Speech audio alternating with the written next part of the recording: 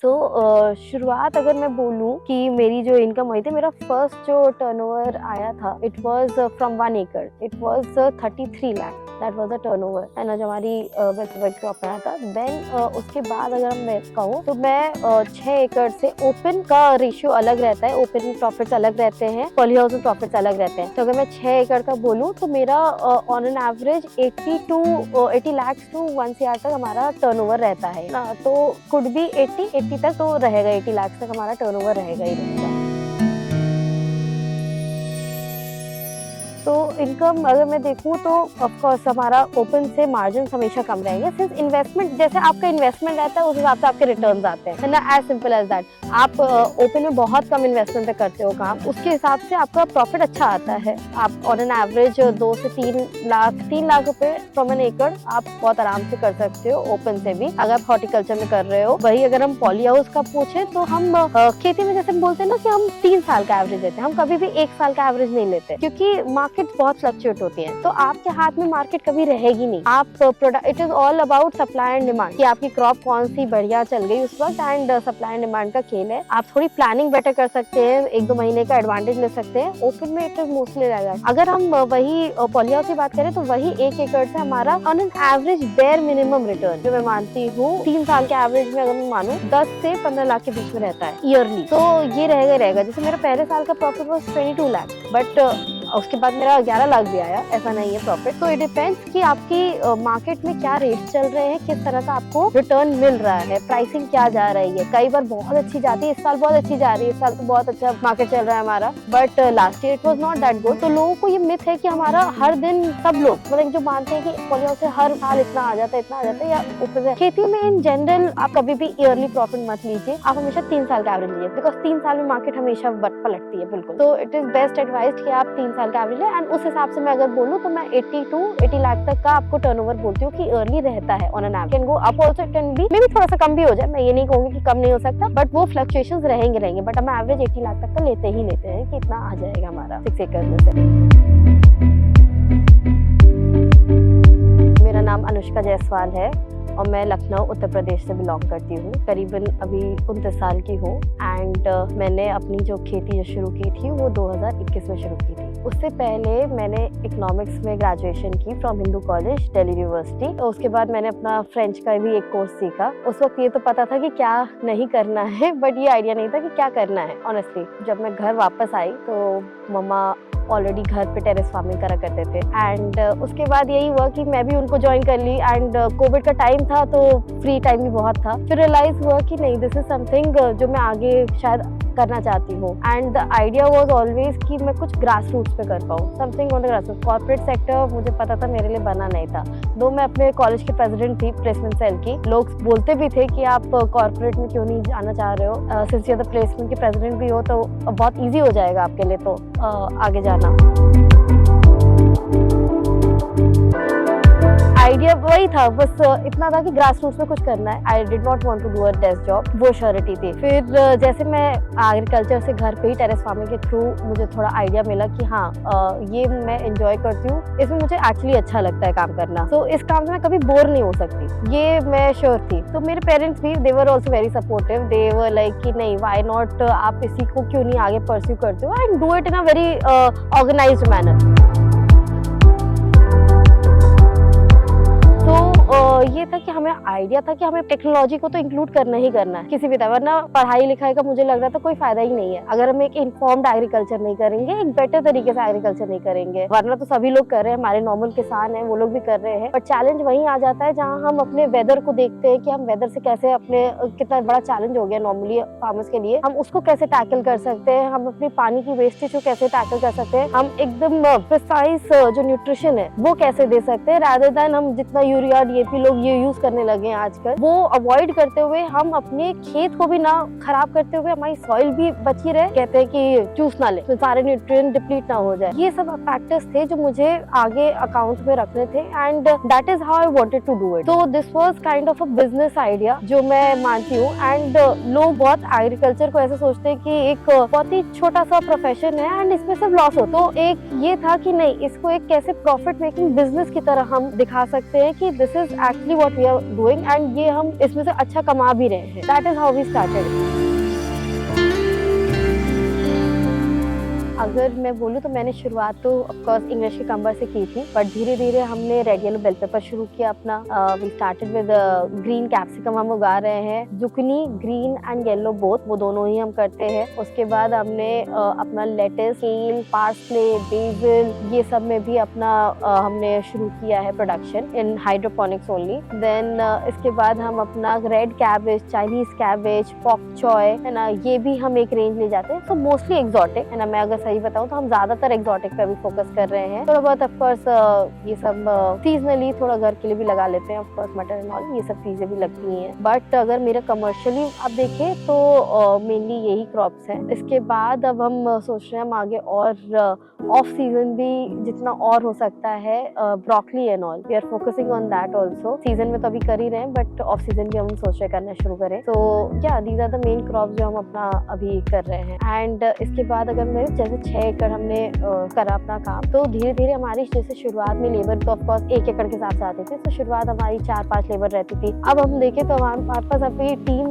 25 labour की हो गई है. एंड 25 वर्कर्स, 25 विमेन जो आती है हमारे यहाँ, है ना. बिकॉज वही मैं मानती हूँ कि पौधे की जो एकदम बारीक काम होते हैं वो औरतों से बेहतर कोई नहीं कर सकता. आदमी है जरूरी है, बट हमेशा कंपैरेटिवली हमारे आदमी हमेशा ही बहुत कम रहे एंड औरतें ज्यादा रही हैं. तो सबसे ज्यादा तो हमारे पूरे गांव से एक पूरे सारी औरतें आ जाती है कि पूरा गांव यहाँ काम कर रहा होता है. तो एक वो भी है कि वर्कर्स हमारी टीम बढ़ रही है.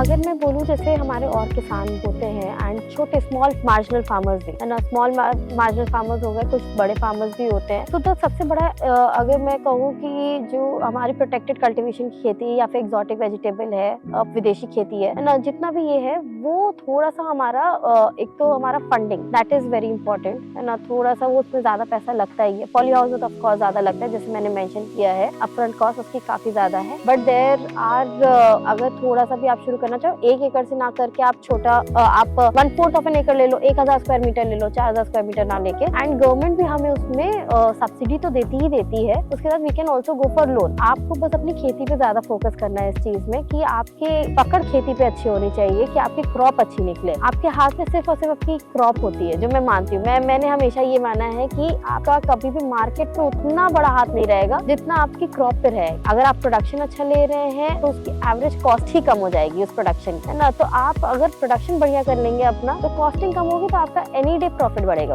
आप कभी लॉस में नहीं जाओगे. मैं ये मानती हूँ लॉस में जाने का तो सवाल बहुत कम रहता है. अगर मैं कहूँ खेती में अगर आप एकदम ही लापरवाही से काम कर रहे होगे तब होगा ये, अदरवाइज नहीं होगा. ओपन में वेदर के चैलेंजेस रहते हैं. अगर लोग जैसे धान एंड गेहूं करते हैं उसमें प्रॉफिट ज्यादा नहीं बचता है ना. हम सब जानते हैं उसमें प्रॉफिट नहीं बचता है. बट द प्रॉब्लम इज कि लोगों को पता भी नहीं है कि कैसे ये खेती की जाए. तो ये चीज भी है. एक रिस्क लगता है कि नहीं सब्जी में कर पाएंगे कि नहीं कर पाएंगे. तो वो एक मेजर चैलेंज है. मुझे लगता है एजुकेशन एक बहुत बड़ा चैलेंज है फार्मर्स के लिए. तो हम जो फोकस कर सकते हैं एक गवर्नमेंट की तरफ से भी, मैं एक मानती हूँ मैं बहुत ही इस चीज में वोकल हूँ. मुझे लगता है कि सबसे पहले तो हमें इनको ट्रेन करना चाहिए कि हम उस फसल को कैसे कर सकते हैं आगे, है ना, कमर्शियल तरीके से, ना कि ऊपर से कि हमने बता दी ये पड़ेगा वो पड़ेगा वो पड़ेगा. आपको एक प्रॉपर गाइडेंस उनको चाहिए कि उनको पता रहे कि इस स्टेज पे हमें क्या कहना है, किस कौन सा फर्टिलाइजर देना है, क्या करना है. पेस्टिसाइड कितना कम यूज कर सकते हैं वो भी बहुत जरूरी है ना. पेस्टिसाइड का अवॉइड ही करें. बायो पेस्टिसाइड आजकल इतने आ गए हैं which are working very well, है ना. आप ये बोले कि नहीं काम करता, नहीं, बिल्कुल काम करता है. मैं खुद यूज करती हूँ एंड केमिकल पेस्टिसाइड की जरूरत नहीं पड़ती उसमें. आपको यूज ही नहीं करना पड़ेगा उसको. फर्टिलाइजर में भी आपको वाटर सॉल्युबल फर्टिलाइजर्स ये सब चीजें यूज करने का मैं बोलूंगी. उससे आपकी सॉइल इतनी खराब नहीं होगी कभी भी. प्लस सॉइल को प्रॉपर रेस्ट दीजिए. हम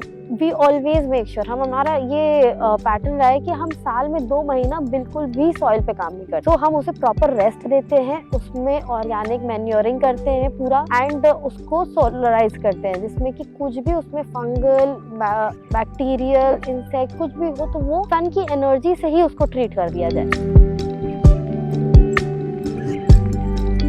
ना, तो केमिकल का भी यूज नहीं करना पड़ता है। लोग आजकल सॉइल को रेस्ट ही नहीं देते हैं। आप अगर उससे कुछ ले रहे हैं, आप अपनी फसल में इतना आप उससे न्यूट्रिएंट ले रहे हैं, तो आप उसको वापस भी तो देंगे, उसको रेस्ट भी तो देंगे। वो लोग भूल गए हैं करना, जिसकी वजह से मैं हर साल सॉइल टेस्ट करवाती हूँ। सॉइल टेस्टिंग बहुत जरूरी है। सॉइल और वाटर का टेस्ट हर एक फार्मर को ऑन एन एवरेज आप ईयरली तो करवाइए, हर साल करवाइए। एंड कोई बहुत बड़ी कॉस्ट नहीं है। गवर्नमेंट लैब्स भी है एंड प्राइवेट लैब्स में भी 500-600 रुपए का खर्च है। कोई बहुत बड़ा खर्च नहीं है उसमें। वो करवाने से आपको ये पता रहता है कि हमें क्या न्यूट्रिशन देना है प्लांट को। हम कुछ भी ज्यादा तो नहीं दे रहे हैं ना, तो वो आपका कंट्रोल हो जाएगा। आपको फर्टिलाइजर का भी वेस्टेज नहीं होगा आपका, तो वहाँ पे आपकी कॉस्टिंग बच जाती है। उससे आपका ये भी रहेगा कि आपको पता रहेगा मेरी सॉइल क्या डिटेरियोरेट हो रही है और खराब हो रही है, क्या बेहतर हो रही है। जैसे हमने हर साल कराया है, हम अपना नॉर्मल फर्टिलाइजर्स यूज करते हैं, NPKs, water soluble once only, nothing no urea no. And we मतलब कि हमने जब भी देखा हमारी सॉइल के पैरामीटर्स हमेशा बेहतर ही निकले हर साल से। तो द आइडिया इज कि आप उसमें ऑर्गेनिक मैन्योरिंग दें, आप उसको रेस्ट दें, है ना, उसको ट्रीट करें, सोलराइज करें एंड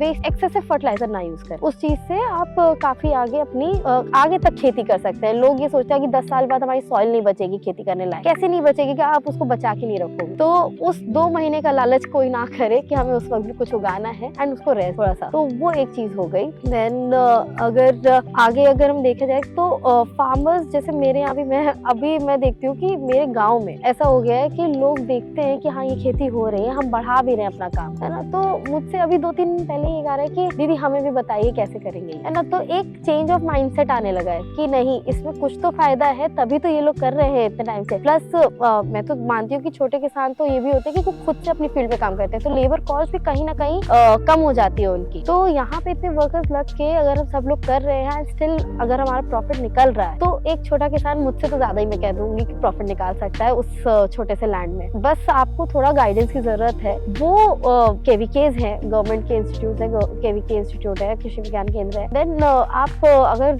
कभी मेरे आसपास में भी है तो लोग आते हैं, लोग पूछते हैं, मुझसे भी पूछते हैं। एंड कभी ये नहीं हुआ है कि मैंने किसी को गाइड ना किया हो, या मुझे नहीं लगता कोई ऐसा करता है कि कोई अपना शेयर ना करे अपनी नॉलेज। शेयर जितना मैं शेयर कर पाऊंगी उतना ही मेरी शायद नॉलेज बढ़ेगी, दूसरे से भी सीखने को मिलेगा। मुझे तो यही लगता है इस तरह से। देन आपका ये हो गया। उसके बाद फंडिंग, लैंड एंड आपकी नॉलेज, ये 3 पैरामीटर सबसे ज्यादा इंपॉर्टेंट है एक सक्सेसफुली खेती करने के लिए। आपकी अगर सब्सिडी का है, सब्सिडी के लिए गवर्नमेंट में बहुत इजी नॉर्म्स है, कोई डिफिकल्टी नहीं होती। लोग सोचते हैं कि नहीं पैसा फंस जाएगा, सब्सिडी नहीं मिलेगी। आप जैसे ही क्रॉप लगाएंगे विद इन अ वीक और मे बी 15 दिन में एक इंस्पेक्शन होता है, उसके बाद तुरंत सब्सिडी रिलीज कर दी जाती है कि वंस दे आर श्योर कि फार्मर ने उसका अच्छे से यूज किया है, ड्रिप इरिगेशन प्रॉपर यूज हो रहा है कि नहीं हो रहा है। तो वो चीज भी बहुत अच्छी है।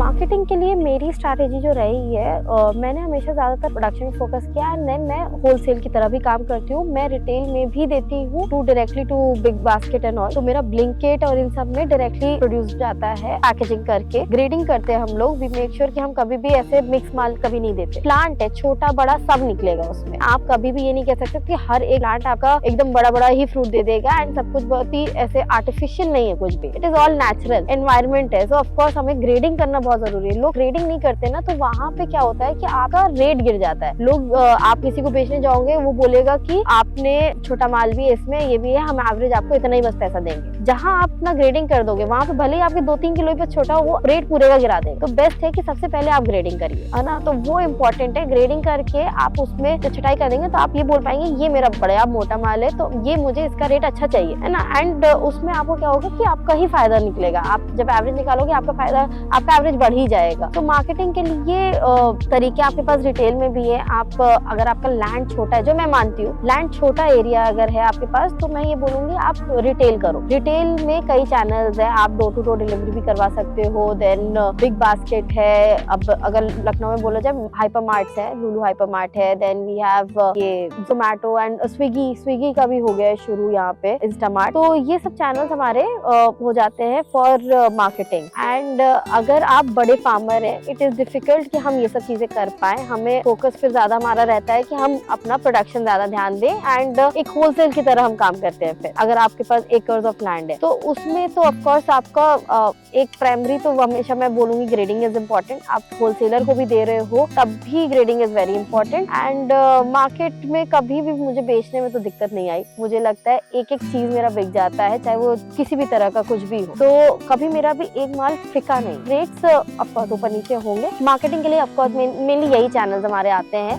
मंडी भी आती है, मंडी भी एक चैनल है एंड कुछ उसमें दिक्कत नहीं है, बाहर भी जाता है। तो इट डिपेंड्स कि आपको सही इंसान मिल जाए जिसको आप दे रहे हो ना, तो वो बहुत जरूरी है।